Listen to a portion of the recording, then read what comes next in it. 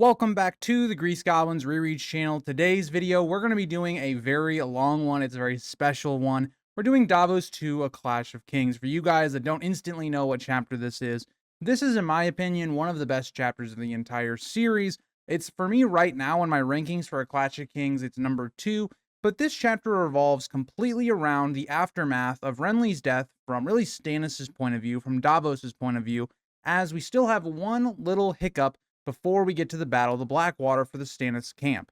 We have to figure out the situation of Storm's End. What is Stannis going to do? Right now, Sir Courtney Penrose holds the castle, and so Stannis has to figure out what he's going to do. And that's what this whole chapter is about. It's about securing Storm's End for a number of different reasons and setting up the final climax between the Lannisters and Stannis Baratheon. So, this is going to be a long one. Get a snack, and we'll dive into probably the longest script I've had of the series until earlier on in the book with like chapters like Crescent in the prologue. So getting into page 454. Sir Courtney Penrose approaches unarmed, calmly mounted on a sorrel stallion with his banner displaying the Baratheon stag and the Penrose quills. We have an open that feels very reminiscent to Catelyn 3, where Catelyn is arriving before Stannis and Renly to this meeting of peace talks and all that stuff. It has the same vibe to it, except this time there is no middle guy. Like, Davos is kind of our guy who can see both sides, can see Stannis' point of view, but can also see Sir Penrose's side of things. But it's different because Davos is a loyal man to Stannis, whereas before we had Catelyn being our kind of middle person to kind of look at both sides of this story. Now, this is where it gets so interesting, is that we see a character like Sir Courtney Penrose who is so unique to the story. He's not somebody that can be motivated to switch sides very easily. He's very loyal to the last. It's something Davos is going to respect. Sir Courtney Penrose shows no hint of fear or awe despite the imposing size and display of Stannis' royal party. Everything we talked about with Renly now applies to Stannis. Stannis has all of the Storm Lords, doesn't have the Tyrells, he doesn't have the Reach, but he still has a lot of higher up lords and things of that idea. He has also some of the people that were in the Rainbow Guard for Renly. So you have a very richly described party. But with that being said, Stannis himself is not necessarily like this at all. Stannis dresses plainly in wool and boiled leather. His only real ornament is a red gold circlet with flame-shaped points catching the sun with each movement. And we talked about this a lot in the Renly's Peach chapter and the differences between Stannis and Renly, and that only really continues here. But you also show, I think, a little bit of a deeper meaning as well. Stannis is not caring about the richness and all of that stuff and the power and wealth that comes with being a king. He cares more about why he's doing it, and because of duty and loyalty and all this kind of stuff. But the crown itself shows a different, stark contrast to that. Stannis is very much getting invested into R'hllor and the power that Melisandre has, and that's symbolized by his crown. Davos himself feels very out of line. All these lords in crested helms, adorned in silver, gold, and gemstones. Davos is very similar to Stannis, wearing mail in which he feels there's no real reason to. Why should Davos dress up so richly in all these things? For a lot of reasons, he's in no danger. He has much better swordsmen all around him. Sir Courtney Penrose is only coming to like a parlay. There's no real reason for Davos to even be armored up, and he feels that as he feels awkward, sore, and out of place among men of higher birth. Another thing we don't really talk a ton about is you got to think about how strong men have to be, or even women in Brienne's case, of carrying all of this armor on you. It's not something that is light. There's a reason people wear armor in medieval times, because that armor is supposed to protect you. It has to be very heavily armored. It's going to weigh a lot. And so Davos is not necessarily used to that or liking the feel of it. Davos notes this is the closest he's been to Stannis since arriving at Storm's End 8 days ago with Black Betha, which is quite surprising given the fact as when we start the story, Davos is one of Stannis's, closest and most trusted advisors, and now here he can't even get an audience with Stannis himself. That tells you a lot about how the political landscape has changed, but it'll be interesting as we talk about Davos and Stannis in this chapter.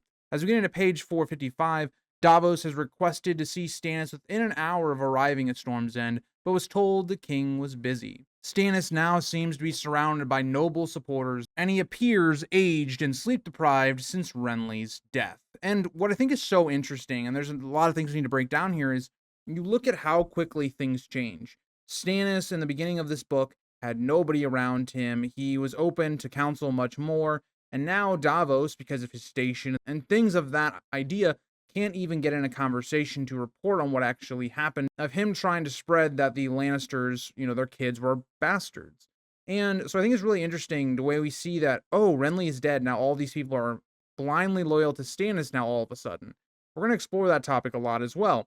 But the more important one here is Stannis, in the matter of weeks and/or months, looks completely changed. Stannis looks visibly older. He looks more like a corpse, is what Davos is going to compare him to later in the chapter.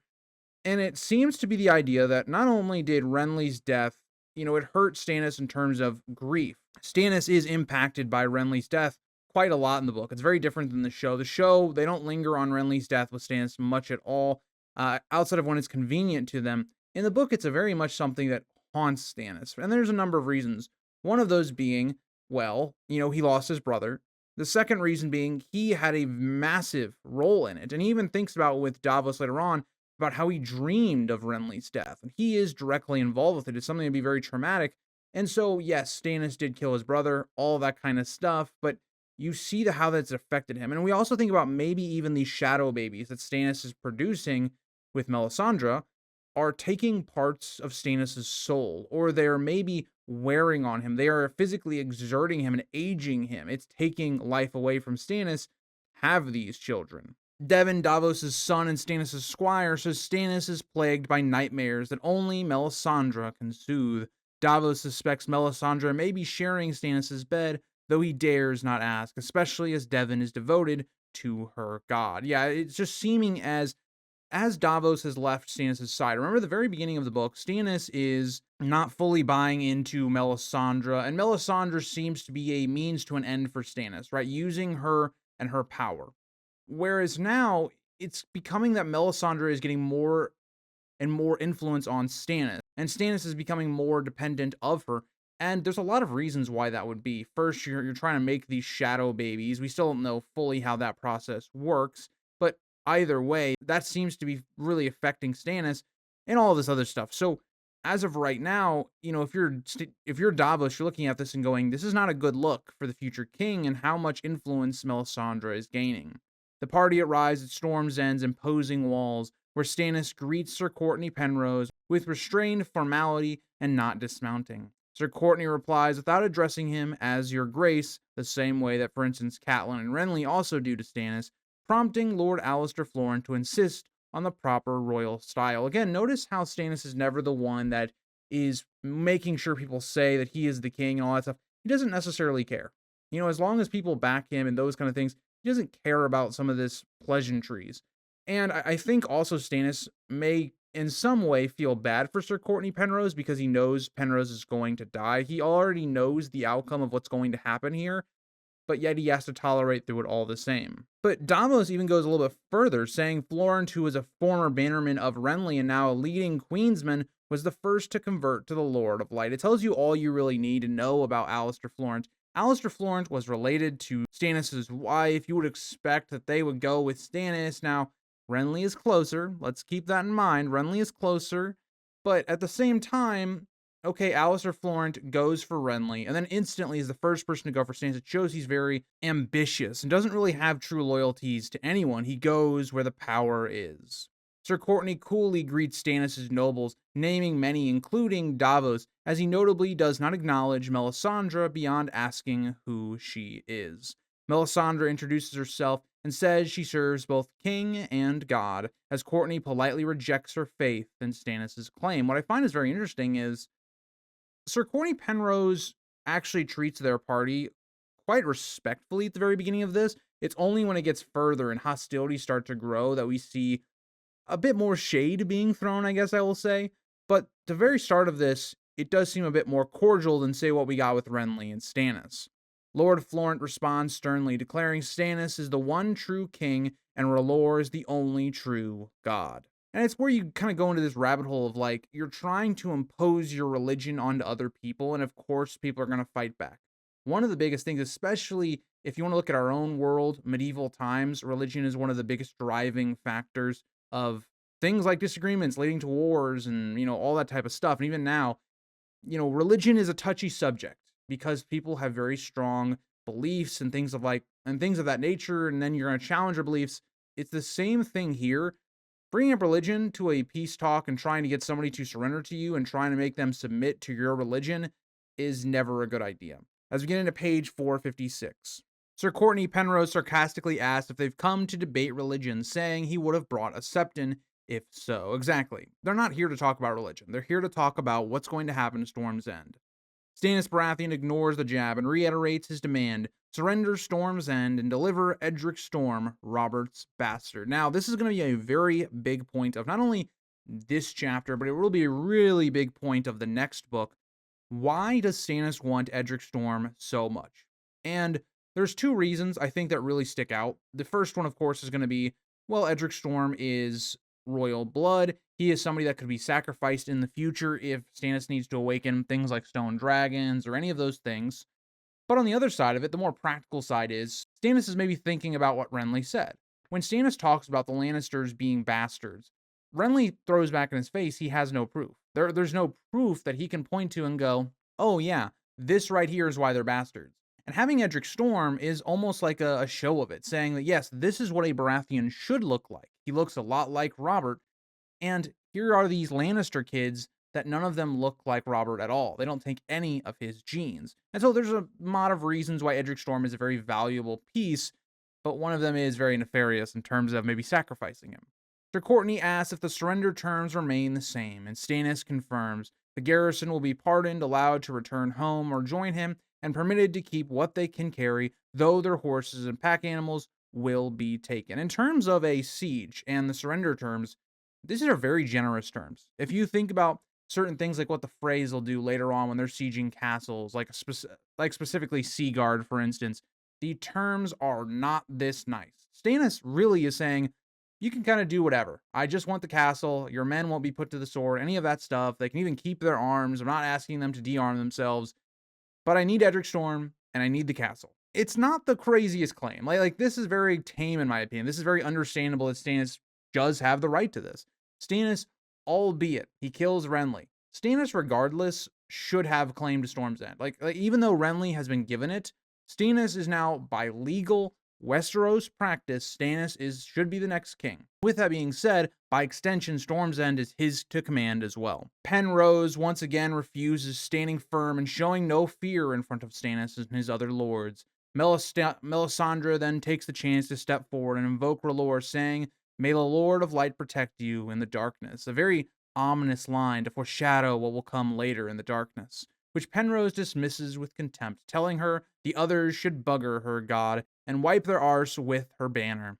And this is where hostilities start to definitely pick up, as Penrose is being attacked on all sides, being given veiled threats and things of that nature. Lord Alistair Florent, who is Edric Storm's great uncle, appeals to Penrose, insisting the boy will be safe and asking him to trust his honor. And if you're Courtney Penrose, why would you trust Alistair Florent? He is somebody that has shown he cannot be trustworthy. He goes from king to king to king, and he is very ambitious, and Penrose notes that. Penrose cuts him down, accusing Florent of ambition rather than honor, and mocking his rapid shifts in allegiance from Renly to Stannis, and from the faith of the Seven to R'hllor. Think about how quickly, in a turnaround, Alistair went from blindly following Renly and, going with the Seven, to now he's uprooted his entire faith, his whole belief system, you would believe, unless he never really cared about that belief system to begin with. So Penrose is completely right. Why would you trust any of the people behind Stannis? Penrose extends his accusation to the other lords present, calling them turncloaks who had only recently served Renly and now pretend loyalty to Stannis. And this is what's so great about this confrontation, is Penrose is dead on correct on everything being said. Why should Penrose trust any of these men here, any of that nature, when in reality they didn't want Stannis to be king? They are only here with Stannis because Renly was killed. That's the only reason. They're here with Stannis more out of fear and, well, needing someone to follow when there's no other Baratheon left. Sir Bryce Caron rides forward to defend their honor, declaring that none present are turncloaks, and asserting that their loyalty lies with Storm's End and that Stannis is the rightful king, Robert's heir, and Renly's successor. Now, this is what I think is crazy. They're justifying in their minds, why are we actually following Stannis? Well, because Renly, well, when he died, his successor would be Stannis. That is not how it works at all. And it goes to more of the issue of if you're following Renly because you like him more, popularity, you believe he's going to be a better king. When you try to justify it now why you're with Stannis because of legal reasons, it's like, what? You followed Renly for the exact opposite reasons. So again, I love Penrose because he puts a lot of these people in their place. As we get into page 457, Sir Courtney Penrose challenges the loyalty of the lords by asking why the most devoted of Renly's supporters, the Knight of Flowers, Mathis Rowan, Randall Tarley, Lady Oakheart, and Brienne of Tarth are not among them. And that gets to the heart of it. Stannis does not have all of Renly's power. He has some of it, not even most of it, right? Most of it is still with the Tyrells, and they're holding out right now. And this sparks up a very interesting conversation. How was Renly killed? Sir Gyrard Morgan mocks Brienne, claiming she ran because she was the one who killed Renly. And don't get me wrong, if you are an outsider looking in, Brienne fleeing after Renly died is very suspicious. It gives her kind of like a guilty light, albeit you know why she fled, because everybody already assumes she is guilty. Sir Courtney defends Brienne's honor, saying he's known her since childhood and saw her deep love for Renly, calling the accusation a lie. And that's the truth of it. Anyone that knows Brienne to a personal level knows Brienne would never kill Renly. One, she was in love with him. Two, she's a very honorable, good person. She's one of the most pure characters we have in A Song of Ice and Fire. If you actually knew her, you know she would never kill Renly under no circumstance. Lord Alistair Florence suggests it may have been Brienne in a jealous rage, or even Lady Catelyn Stark, who had motive to kill Renly for refusing an alliance that would have benefited her son, Robb Stark. And this is just crazy. How is Catelyn going to kill Renly while members of his Kingsguard are right around there, and Catelyn would have to overpower Renly or attack him when he wasn't looking? It's a huge stretch. Tells you how just moronic, in my opinion, Alistair Florent is.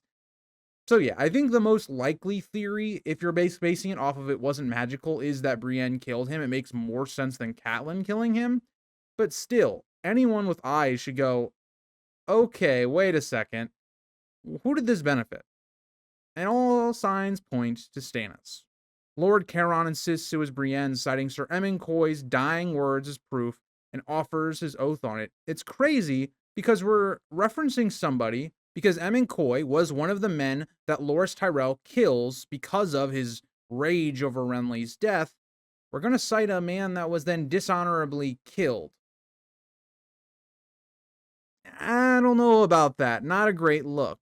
Sir Courtney scorns Caron's oath, pointing out that he still wears the Rainbow Guard cloak Renly gave him, and questions why he survived if his sworn king was slain. It goes to the heart of being in the Kingsguard. You're supposed to give your life for your king, so why is Renly dead and not Caron? Now, I think this is not really fair. Caron was not there to defend his king, and he wouldn't have been able to do it anyway.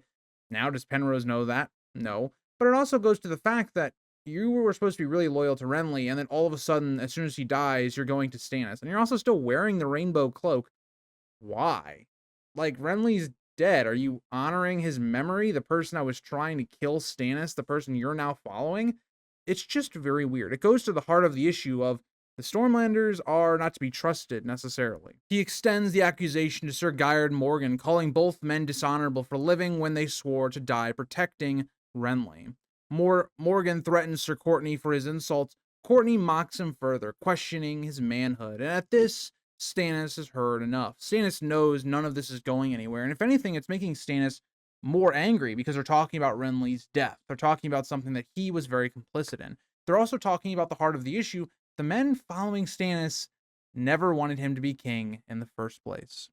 He declares that Renly's death was the will of the Lord of Light, and that the identity of the killer is irrelevant. Very convenient given the fact that Stannis knows he had a major part and was the reason his brother died.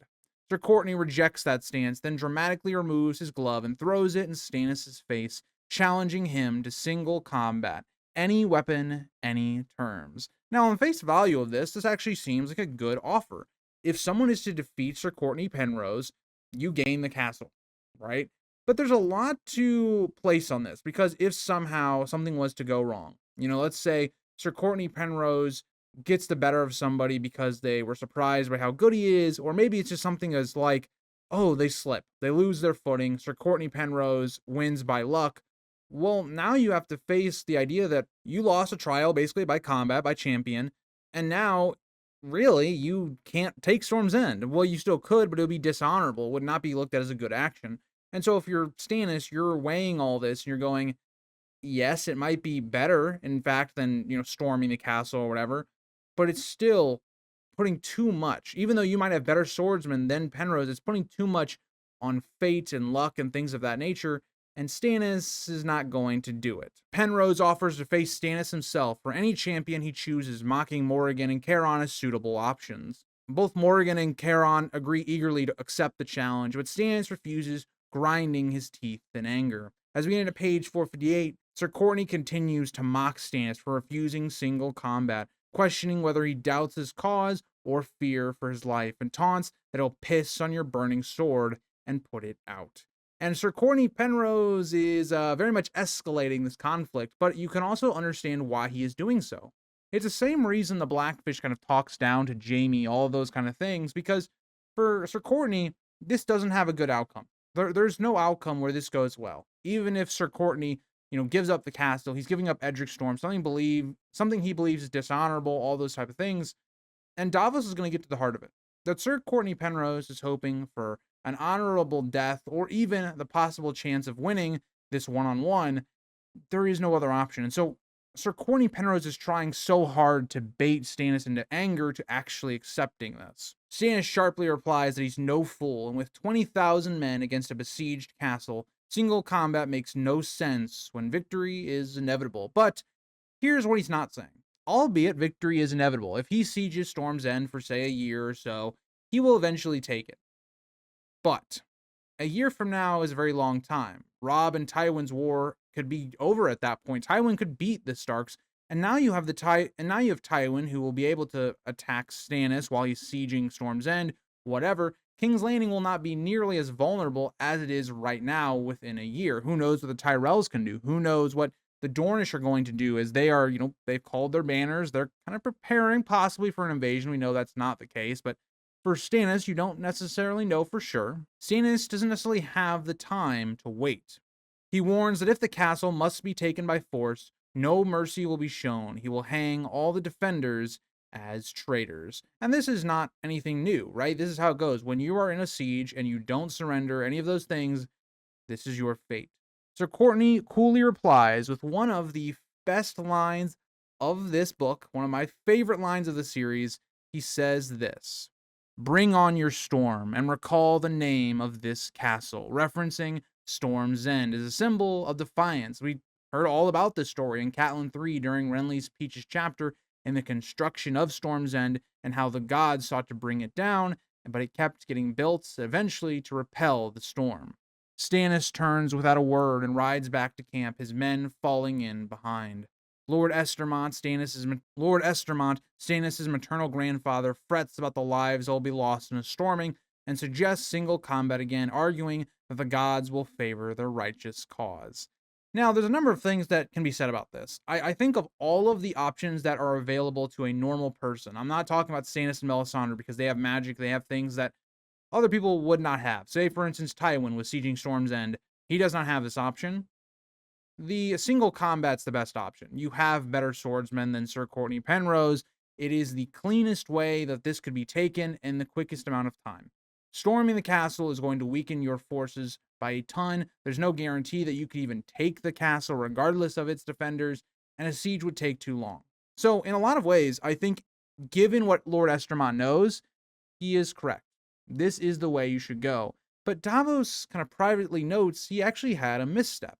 There's only one god now. They are now with Stannis, and R'hllor, there are no gods. Melisandre has the only god, the Lord of Light. Sir Jon Fossoway volunteers for the duels, despite not being the best swordsman, and remarks that the garrison of Storm's End consists of old men and green boys, which is correct. There are not great fighters. All the great fighters went with Renly to war, of course. You don't leave your best fighters to hold a castle. You hold the able to do it. Like in terms of just, okay, what do you have to do? You've got to be able to shoot arrows, you got to be able to defend, a gate, all that kind of stuff. You're not leaving your best men. Maybe you leave like a general or two, or maybe a couple men there that you rely on, But you're not going to say, for instance, have the great John Umber, for instance, like guarding Storm's End while you would leave. That's kind of the point I'm trying to make. Lord Charon boasts that it would be an easy victory and great glory to win the castle with one blow.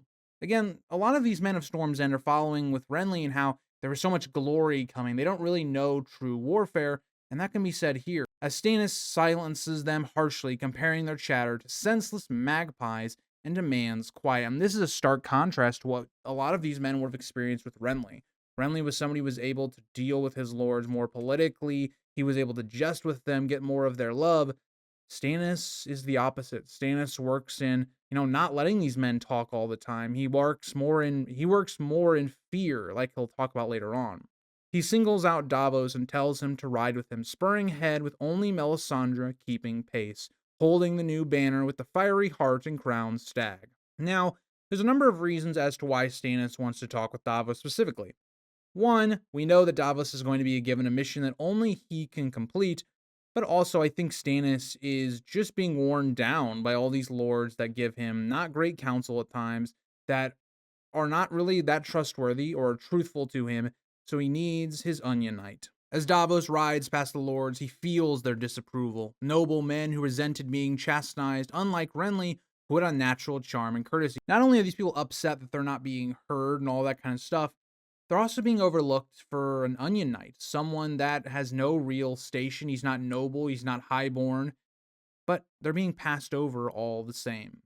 Davos rides up beside Stannis, noting how haggard and sleep-deprived the king appears. Again, going back to what we talked about earlier, where the Shadow Baby stuff, the grief, it's taking its toll on Stannis. He does not look like the same person. One thing the show actually did really well is when you see Stannis, again, they didn't really do it naturally. You really do it between season 2 and 3, where when you get to Stannis by season 3, he looks completely different. He looks aged visibly. It should have happened probably in season 2, really towards like after the Renly speech stuff. Well, in the show they didn't do Renly speech, but that meeting. Then you should have seen that. But I do like how there's a visible change, that these Shadow Babies are taking a toll on Stannis, and that will continue to occur in this chapter. Stannis opens by saying a smuggler must be a good judge of men, and asks Davos what he makes of Sir Courtney Penrose.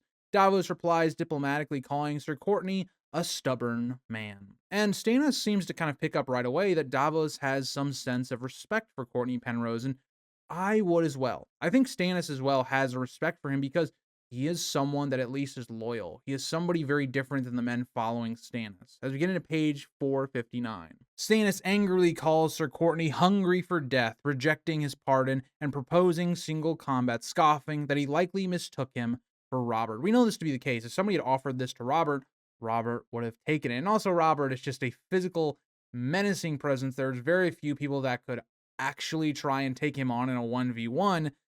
Stannis is not that. I think Stannis is a good fighter, right? By all accounts, he's a good fighter, but he's not necessarily known for that. Like, he's competent, but he's more of a commander. Whereas the show went a whole different route with Stannis, where Stannis was shown as being commanding from the front. That's more the opposite in the book. In the book, Stannis is a brilliant tactician, but isn't necessarily known for being on the front lines and being this great war hero, all that kind of stuff. Davos suggests Sir Courtney is simply desperate with no other hope left, which Davos is correct on. Stannis agrees the castle will fall, but ponders how to make it fall quickly, clenching his teeth as he rides. He mentions that Lord Alistair Florent has urged bringing Sir Courtney's sickly father, Lord Penrose, before the gates with a noose around his neck. Now, what does this remind you of? It's the exact same thing the Freys do.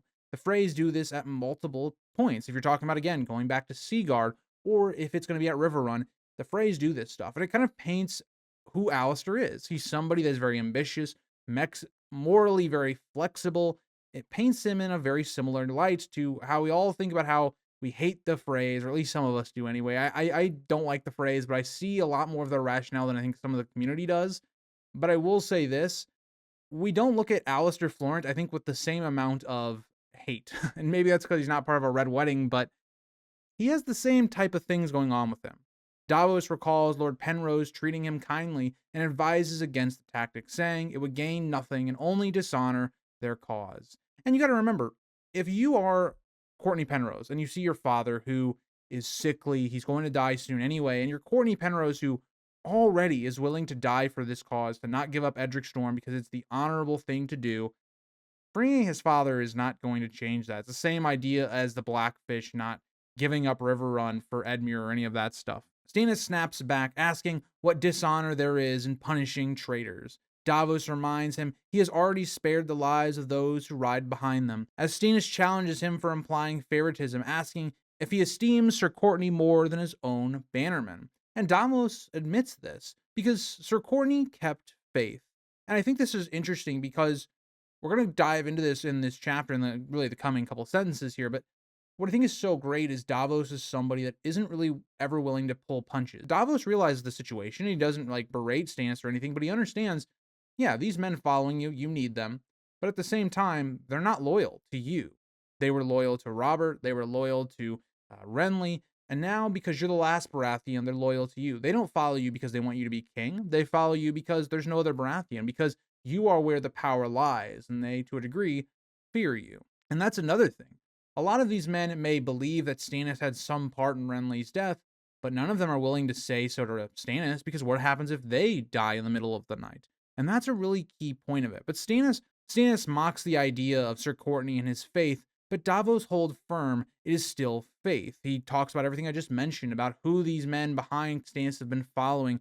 And even with all of that, Sir Courtney Penrose has kept faith to Renly the entire time, even after his death. And this is one of the few times we ever see Stannis have some sort of enjoyment, have any type of laughter, but Stannis, at the comments that Davos makes, erupts in bitter laughter and tells Melisandre that Davos always speaks the truth. Melisandre agrees, saying Stannis knows Davos well.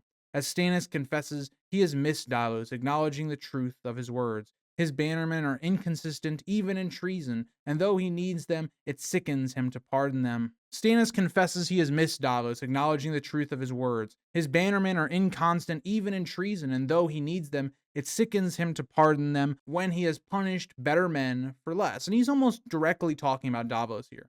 Whereas Davos saved Stannis' life, he saved the men of an entire garrison at Storm's End. Here he is with men that openly nearly led to Stannis' own death, didn't back him in his time of need, and went for Renly, which is treason. Stannis could do nothing. Stannis has to accept them because he needs their power. He ends by saying Davos has every right to reproach him, because Stannis is thinking Davos feels bitter of this, right? Davos lost some of his finger bones because of my justice, and here I am not doing the same thing to these other men. As we get into page 40, Davos tells Stannis that he reproaches himself more than Davos ever could, acknowledging he needs the great lords to win the throne. And that's the key of it. Davos may not like these men, but he understands why they're here and why Stannis needs them. Stannis grimly jokes that he needs them fingers and all, referencing Davos' old punishment. And this gets some kind of instinctive reaction from Davos as Davos goes to touch his pouch. It is something that also Stannis picks up on. Stannis notices and asks if he still keeps them, and he's curious. He's always wondered why. Davos says they remind him of who he was, where he came from, and of Stannis' justice. In a lot of ways, it's kind of like this idea of remembering who you are. We think about celebrities all the time and how they have these stories of trying to remember who they are and where they came from. This is kind of like how that is with Davos. Just a reflection of his path and the life he's trying to build for his children and his family. Stannis affirms that it was justice, emphasizing that a good act doesn't cancel out a bad, nor vice versa. Each deserves its own reward. It's by far one of my favorite quotes, and this is why I love this chapter. There's so many memorable lines, so many quotable lines. It's a big reason why Season 2 might be getting a video at some point about why they did not adapt Stannis' plotline correctly, and this is kind of the reason why. Whereas a lot of reasons, when we get this line in the show, it doesn't have the meaning it has in the book, because we're talking about people that change sides and how they basically got away with it. And Sir Courtney Penrose and the conflictions it's having within Stannis as a character right now, and even in his own life with some of the actions that he's taken. I really love this because it kind of paints the idea that George is always playing at, that people are not necessarily good and bad. Everyone makes good decisions. They do great things. And they also have moments of, maybe desperation, of not thinking straight. Everyone has made bad decisions in their lives. And that's kind of what Stannis is kind of getting at here, is that we shouldn't just wash out a bad act because you do something good, and we also shouldn't do the opposite. And I really love that line. It speaks to so many things that I think are prevalent in today's world. He says these pardon lords behind them should consider that. They knowingly followed Renly, a usurper, not out of loyalty, but ambition. And that is the case. And I think they followed Renly a bit out of ambition, but also as well as they actually thought he was a better king than Stannis. They didn't really look at the idea of laws and how that affects them, and that is something that Stannis picks up on. Though Stannis has pardoned them, he has not forgotten. He then asks what the small folk say of Renly's death, and Davos replies that they grieve as Renly was well loved. Stannis scoffs that fools love fools, but admits he grieves for the boy Renly was, not the man he became. Another fantastic line from Stannis, because it's another thing we don't get in the show. The show, we almost seem to have no real moments where Stannis reflects upon Renly and what actually occurred there. And it's much more personal in the book. Stannis knows he had a role in his brother's death, and he regrets it, and he thinks about his love for his brother. He asks how the commoners respond to the news of Cersei's incest, and Davos say they shouted for King Stannis while the fleet was there, but he can't say what they said after, and that's the truth of it. Of course they're going to shout these things when Davos is there, all that stuff. They're trying to get favor and things of that, nature, but as soon as Davos leaves, there's no real point to keep saying that. They might believe it, they might not. But Davos explains that some men believe anything, others nothing, and that they encountered in both. He brings up the other tale being spread that Selyse cuckolded Stannis and that his daughter is fathered by the fool Patchface. And I think great payoff to earlier we saw this with Tyrion and Littlefinger kind of setting up this rumor that would basically trump Stannis' own stuff that he talks about. But it's great because you see this even in today's world, even more so in today's world because of social media, because of the internet. We're able to have all these rumors and all this stuff, and it's something that people just enjoy doing. I personally don't get why people love to watch like drama content about celebrities and stuff. I know it's very popular. I know my mom does watch it at times, and it just drives me insane. But if you like that, all the power to you. It's stuff like that. It's stuff like this you think about even in medieval times where you don't have social media, you don't have TV, you don't have all these things. In a lot of ways, it's entertainment for them, trying to bring down these higher lords. Davos warns that true or not, people delight in spreading it, and it often reached places before Stannis' own version of events was told. As we get into page 461, Stannis bitterly complains that Robert could urinate in a cup and men would call it wine, while his own offerings are met with distrust, showing his deep frustration with how he's perceived. Another fantastic line from this chapter, but it's so perfect because you think about it, and that's true. Robert was somebody that people loved and they would trust, all this stuff. They viewed him really well. And Robert was not somebody that had deep integrity or all these things. But Stannis, somebody that should be known for telling the truth and being a loyal, dutiful bound man. And people don't believe what he's telling, but they'll believe things from, characters like Tyrion and stuff like that. But they'll believe these other outlandish lies. He adds that if someone accused him of turning into a boar to kill Robert, people would likely believe it, highlighting how far public opinion has turned against him. It's true, people don't love Stannis. Now, is that tide starting to turn? We saw that in King's Landing already. Things are getting so desperate, they're turning to everybody else, Renly, Stannis, and even Robb. But we also know something else. We do know, there are rumors about how Robert died. People thought that maybe Ned did it, and maybe that Renly or Stannis did it. So we know that is the case. People at the end of book 1 and even the start of book 2 believed rumors like what Stannis just brought up. So that's kind of interesting. Davos tries to reassure him, saying that once justice is done for Robert's true killers, the lies will fade. And again, it comes down to the victors write the story. They tell what is actually going to be said. So if Stannis wins, yes, the narrative in the history books will probably always be that the Lannisters were the evil ones, all that kind of stuff, which we know to be true. Stannis doesn't seem to fully register Davos's words. He seems to be already just in his own rage, not even listening to Davos. Instead, he declares his intent to avenge Robert, Ned Stark, and Jon Arryn, men he believes were all wronged. And even though, like we talked about with Catelyn in the Renly's Peach chapter, Stannis does feel a responsibility to avenge Ned. Ned was trying to have Stannis be on the throne, all this stuff, and Ned was dishonorably killed. When Davos carefully asks if justice is due for Renly too, Stannis has a very interesting answer. And it's great because Davos throws in Renly for a number of reasons. Because Davos is trying to figure out what really did happen at Renly's death, even though he has some inclination already. But it's also interesting because you could look at the actions the Lannisters did also led to Renly having to be killed. And so it's really interesting. You parallel that in there. Where Stannis, who has been visibly a bit more angry and things of that nature, his tone completely shifts here. Stannis answers softly and with visible guilt, describing a haunting dream of Renly's death involving a green tent, candles, screaming, and blood. He's describing exactly how Renly died. It shows that even though Stannis' physical body had been in his tent and he had been asleep, like what he says, there's more here. Stannis was very much the reason Renly died. He continues insisting he was in bed when Renly died, and that Devon tried to wake him. He awoke with clean hands, but doubts linger in his tone. This is the way he looks at it. Physically, and what he knows.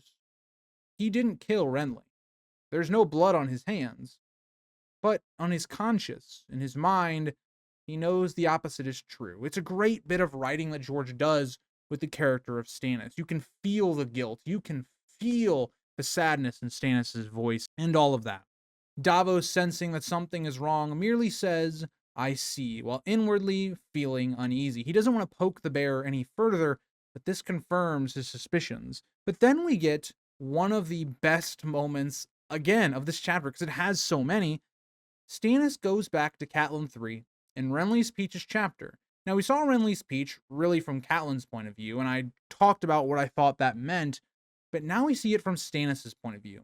Stannis recalls Renly offering him a peach at their final meeting, mocking and threatening him even as he extended the fruit. Stannis wonders whether it was a jest or a veiled insult. And what's great is that we know what this means.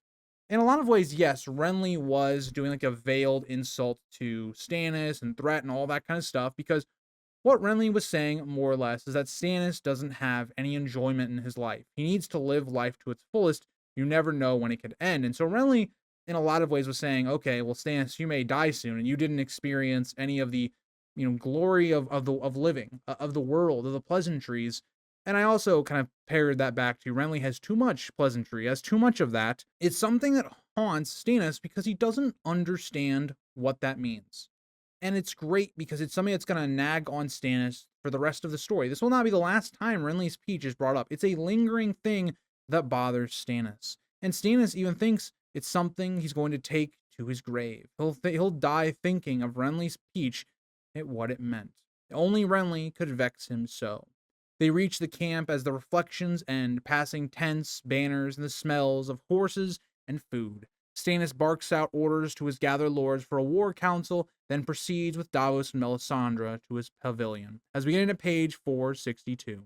Stannis' command tent is large to accommodate his lords, but simple, made of dark yellow canvas, marked only by a royal banner and guarded by Queen's men bearing the fiery heart sigil. It doesn't look like what you would expect from like Renly, for instance, which looked very kingly. Catelyn notes how rich it looked. Here, it looks like almost a normal war tent. Outside of just the sigil and the men, you'd never know that this was actually where the king, was staying, more or less. As they arrive, grooms help them dismount, and Stannis removes his crown, giving it to Devon, who waits with another squire at the door. Melisandre is dismissed until summoned, and Davos joins Stannis inside the cool, dim tent. Stannis jokes that one day he may make Davos a lord, just to spite Florin and Celtigar, but warns that it would come with the torment of sitting through council meetings. This gets to the heart of it.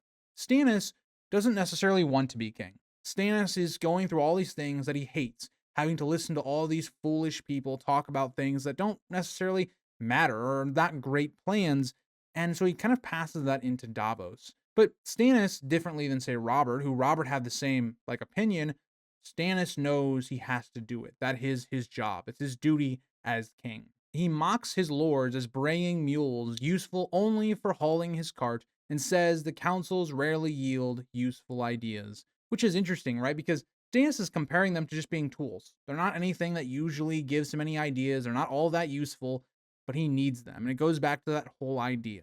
As Devon brings them water, Stannis salts his, while Davos had wished that his was wine, but he takes it plain all the same. Stannis predicts the advice he'll receive. Lord Velaryon will want a direct assault, Estermont will advise a siege, and the more glory-hungry lords will push for single combat, each hoping to be named champion. It shows how Stannis knows these men. He's completely right. This is exactly what would go down. He then turns to Davos and asks what he would do. And Davos has a very different opinion. Davos doesn't shirk away from being asked this. He says to strike for King's Landing at once. And in my opinion, this is the right decision. If you don't know what Stannis is doing, if you don't understand his magic, which, again, Davos is somebody that is closer to Stannis, and he still doesn't fully understand the magic that's at play. Even he doesn't get what's going on here. So how would any of these other, lords do it? But Davos is right. Go to King's Landing. King's Landing is at its weakest. If he went right now, he would take King's Landing, and they would win the crown. That's the biggest point of the whole war. The person that is on the throne has legitimacy. As soon as Stannis takes it, it paints the Lannisters now as the rebels. They're the people that are trying to take the crown from Stannis. And so, in my opinion, this is the right move. If you don't know what Stannis is about to do, he's going to assassinate Courtney Penrose. It is a great idea.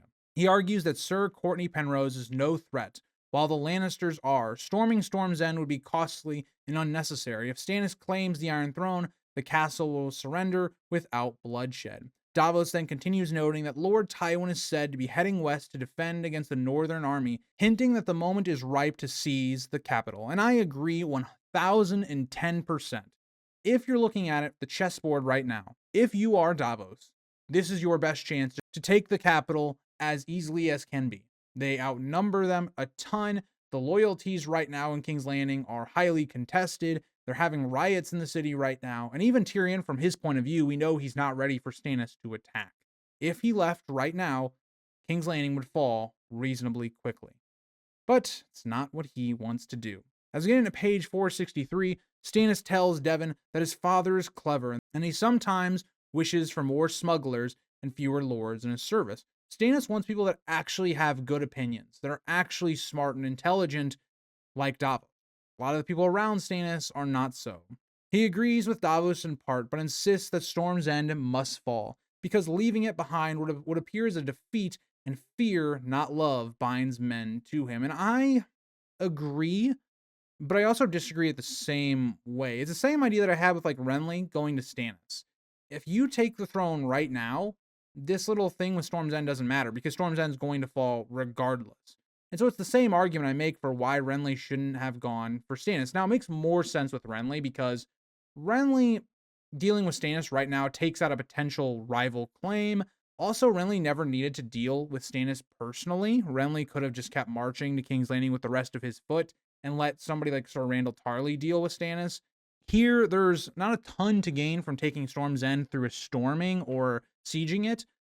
So I think that right now, if you don't know there's magic involved, it makes sense to just leave.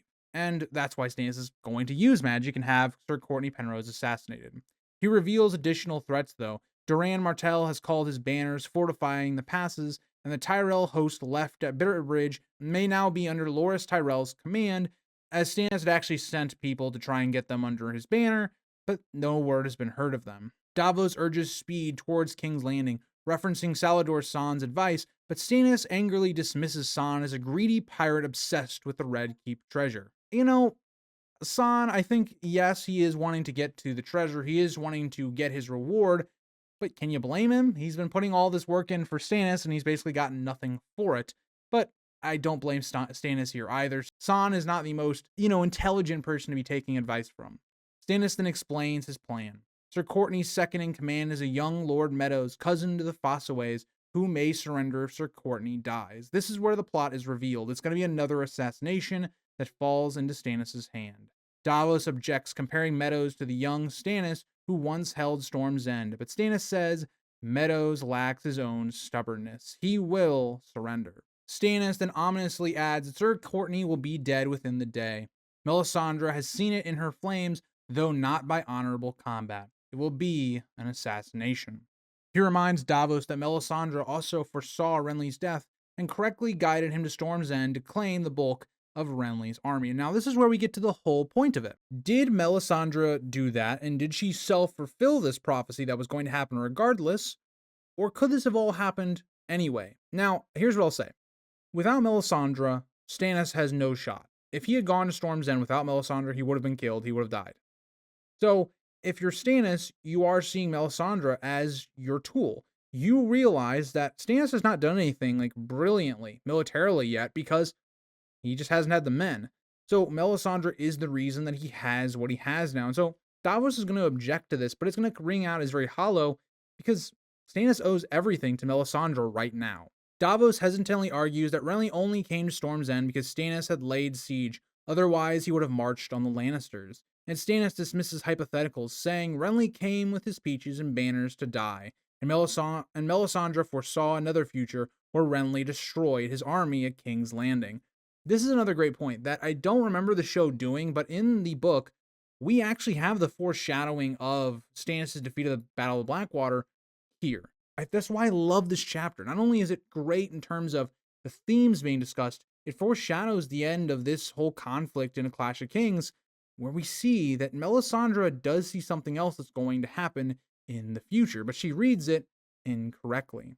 Davos protests that if Melisandre saw two futures, both can't be true, suggesting the visions are unreliable. And unfortunately for Davos, these both happen. And Melisandre's visions are not unreliable in terms of them actually happening. They're unreliable in terms of Melisandre cannot accurately read them all of the time. Stannis explains that futures are like shadows, shifting, multiple, overlapping. Melisandre sees them all, some faint and some strong. We see how Melisandre is slowly starting to gain more and more influence over Stannis, and even defending her religion, whereas before Stannis was using her. It's not so. And we're going to talk about a Storm of Swords where there still is that fight there, where Stannis is not a puppet of Melisandre, but the influence that Melisandre has over him is growing because of his reliance on her. He acknowledges Davos's distrust of Melisandre and that many of his bannermen also disapprove of her role, but insists she still serves his cause, and we know that to be the case. And Davos is nervous to ask how she serves, because Davos knows Melisandre must be linked to Renly's death. There's more to this that Stannis isn't saying.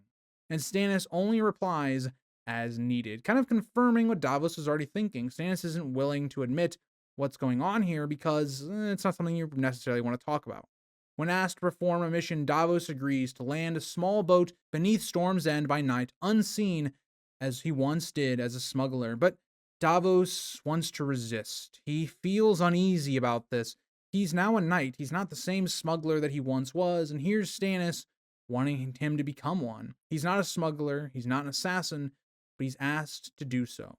Davos remains silent, loyal to Stannis, and thinking of his sons. Stannis notes Davos' hesitation. He feels a bit of that conflict within Davos, but as we get into page 465, Davos tries to dissuade Stannis one more time. Don't use Melisandre, suggesting that maybe Sir Courtney might yield if allowed to keep Edric Storm. But Stannis is not willing to compromise. He insists he must have the boy. Melisandre has seen it in the flames. And again, it's all this whole idea of like, yeah, she saw it in the flames, Stannis, because that's what you're trying to do. If she tells you, yeah, you're going to have Edric Storm, you need him, obviously you're going to try and get him. So you're fulfilling that prophecy.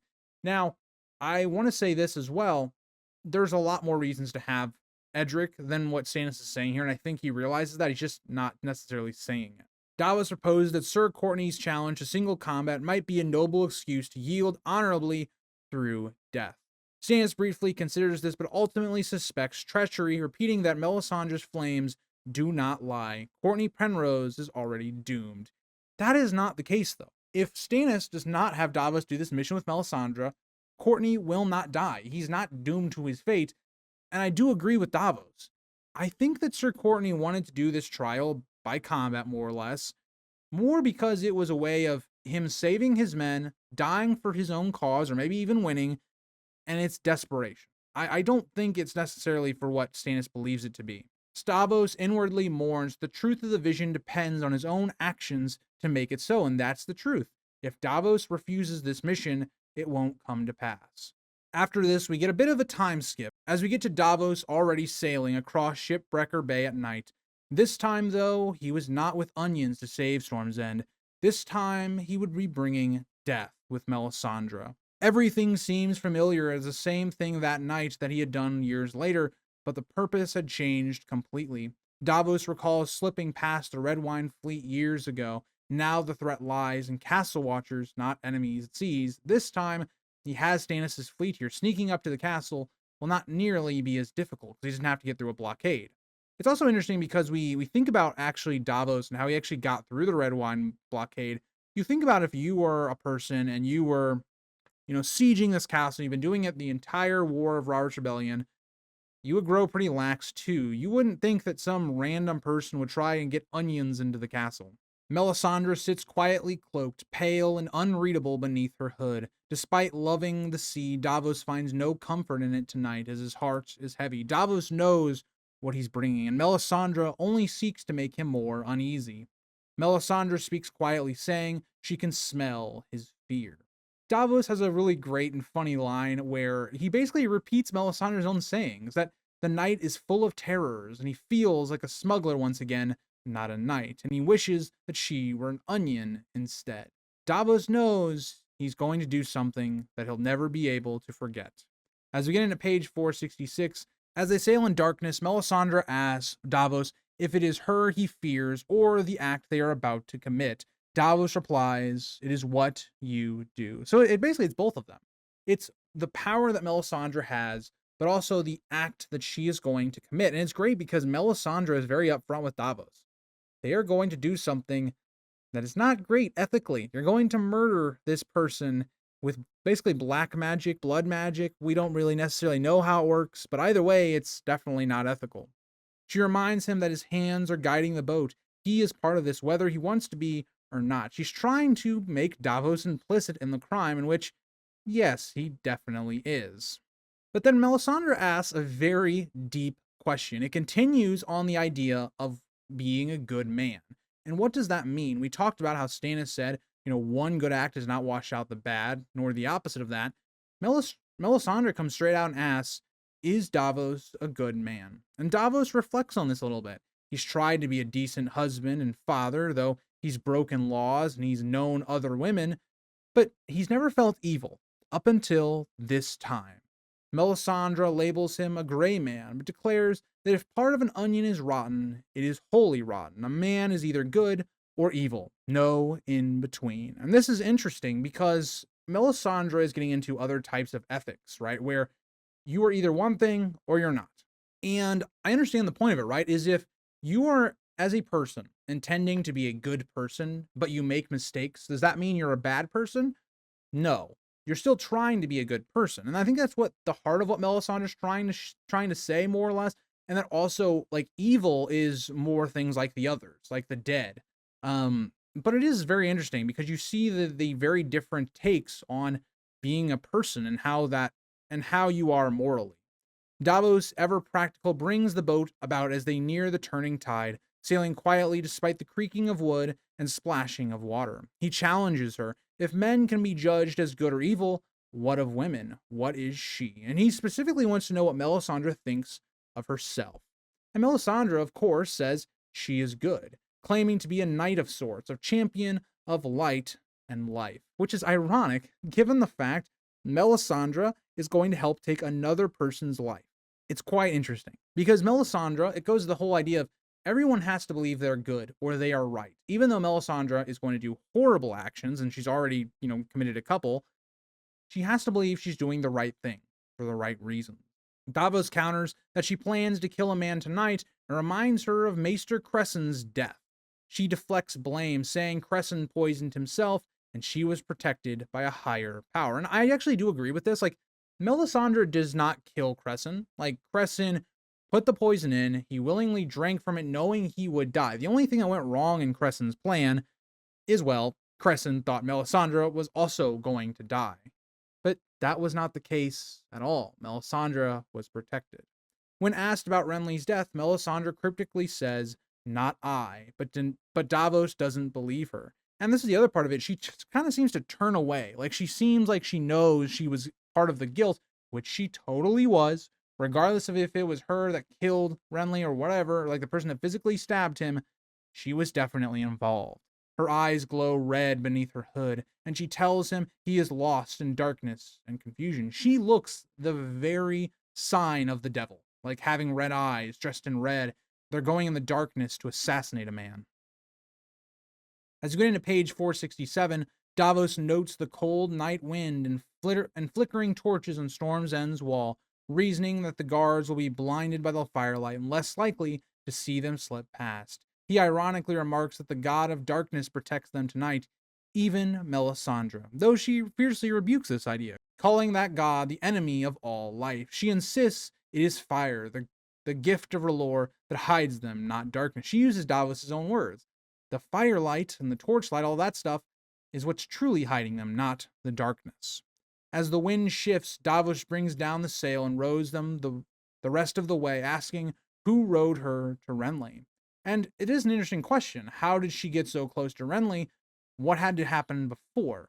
But she replies that no one was needed. Renly was unprotected, unlike Storm's End, which has ancient magical spells in its walls to keep out the shadow. Because we get more lore into Storm's End, that it is built with magic. We've been told that Brandon the Builder helped build the castle, that it was built with magic. It really goes to build out this world and some of the interesting lore behind Storm's End. Davos is unsettled by her reference to shadow, but she corrects him, saying shadows are not darkness, but children of light, servants of fire. Davos quiets her as they near the shore, as voices carry over the water, and they must be cautious. He expertly guides the boat toward a narrow tunnel in the cliff, an old smuggler's route that leads into a cave beneath the castle. As they enter, waves slam the boat against jagged rocks, soaking them and nearly capsizing them, but Davos managed to navigate through the treacherous path. And as we get into page 468, once past the rocks, the water calms, and Davos steers them silently through pitch darkness beneath Storm's End. He is unsettled by the blackness, as in years past when he had been here during the siege, there had been torches everywhere. It had been very lit up, and even people had seen him through the murder holes and such in the place that they are now in. They gently drift up against the portcullis, a heavy iron gate that blocks the tunnel completely from top to bottom, as Davos whispers that this is as far as they can go unless someone inside lifts the gate. But Melisandre at this is done talking. The words are done. The act is done. Davos has gotten her underneath the castle. Instead, she begins to disrobe, revealing that she is completely naked and visibly pregnant. This shocks Davos. What is happening? Melisandre was not pregnant, it's seen when they were coming here. What is going on? Davos is shocked and horrified as she squats in the boat and begins to give birth. Not to a child, but to a shadow.